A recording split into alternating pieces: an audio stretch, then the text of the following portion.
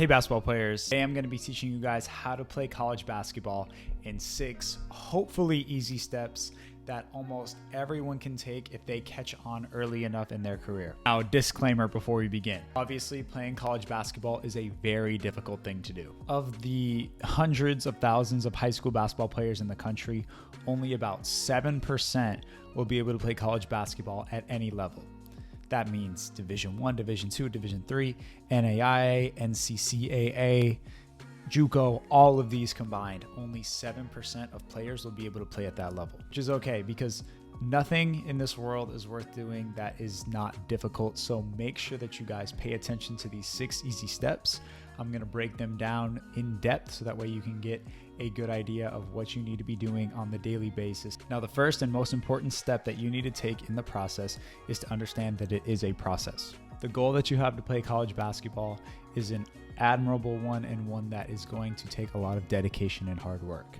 Understand that there's going to be bumps, mountains, hills, things in the process that are going to happen, and you're going to have to push through them. And the biggest thing is to stick with it, because I'm telling you, most of the people that I see make it to play in college are people who had to stick with it through tough times, through adversities and things like that we'll talk about soon. But the actual first step is to play for your high school varsity basketball team. If you aren't on your varsity basketball team, there are very, very, very low chances that you will be able to play at the college level. Make sure that you make your high school team as early as possible. If you can play as a freshman or sophomore, that is beneficial to you. As you get more experience, you can play better, and you're just going to be a better overall recruit. But if you get on the team as a junior or senior, that doesn't mean that all hope is lost. After you make the varsity basketball team, that's where you can start to develop the things that we're going to talk about later. So make sure you make the team, and if you're not on that team yet, that is your number one goal. Don't even think about college basketball until you've made the team. Second thing that you need to do is play travel ball. Now, this is AAU. There are different levels to AAU basketball. I've talked about in a previous video, and I think I'm going to make more content on that soon.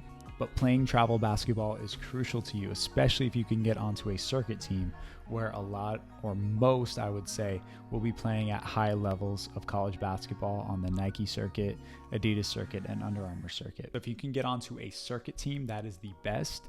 If you have to play for another team, that's also okay. But AAU plays numerous different roles in your development. You're going to be able to play against players that you don't normally play against in your high school. You're also going to be teamed up with players who are likely better than you, which allows you to consistently improve your game. So that is why playing circuit is beneficial, not just because it might get you looks to play in college. If you are a highly touted recruit, of course you're going to get looks through AAU, but don't count on that, as you guys will see later. The third thing that you have to do is be able to create a basketball resume. Now, obviously, like a resume that you take to go get a job, you need to have a basketball one to be able to send out to college coaches. As a college coach, you are going to be looking for players who have outstanding accolades, players who have made it to the all-league team, players who have made it to the all-state team, players who have averaged a certain amount of points, a certain amount of assists. Players who have achieved a lot in their high school careers are likely going to become more successful at getting recruited to play in college. So you have to develop a list of accolades. This can be all stuff that is on travel circuit. This can be stuff from all the camps that you've been to. This can be stuff from your high school team.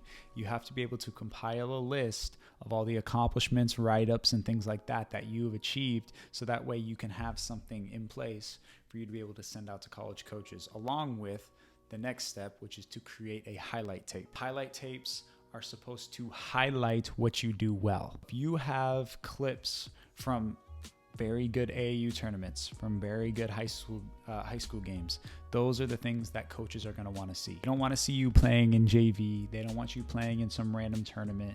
They want to see you playing against solid competition. So make sure that you guys are putting really good clips in your highlight tape from really good competition. That is what is going to show coaches that you can actually play. Once you have your step 3 and step 4 done, creating a basketball resume and creating a highlight tape, you then need to be able to send this out to college coaches.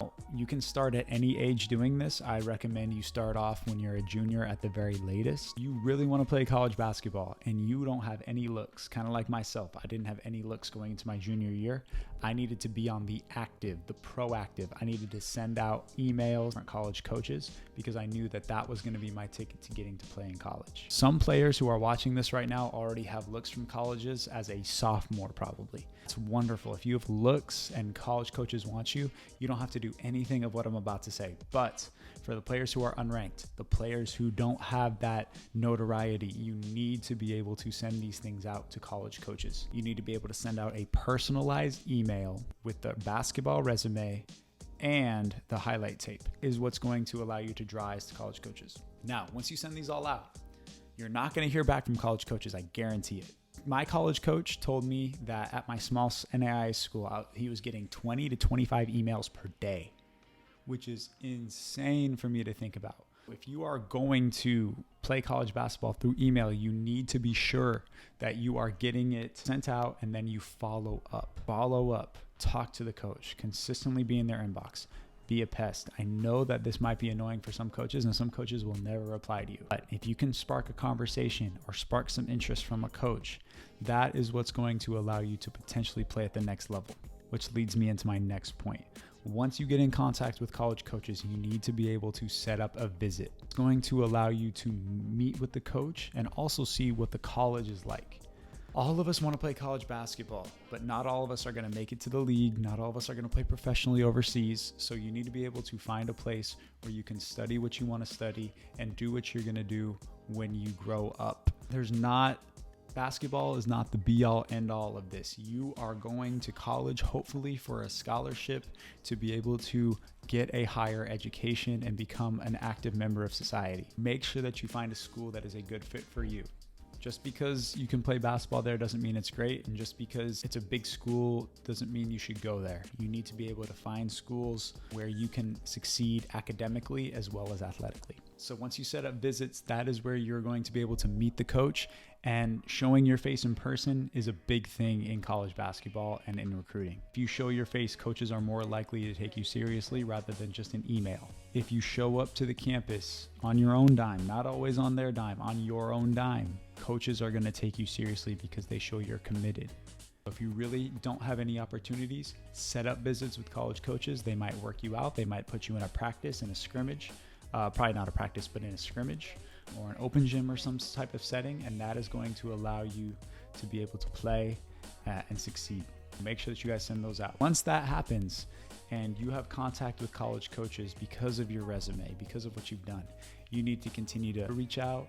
And then once you have visits and coaches are interested, that's when offers start rolling in. Now, again, this is my own experience. I'm sure there's a lot of players who have succeeded in other ways, but this is my blueprint for players who are unranked and don't have anything going for them. I know what it's like to not be recruited. I know what it's like to be on teams where players have connections to a lot of people.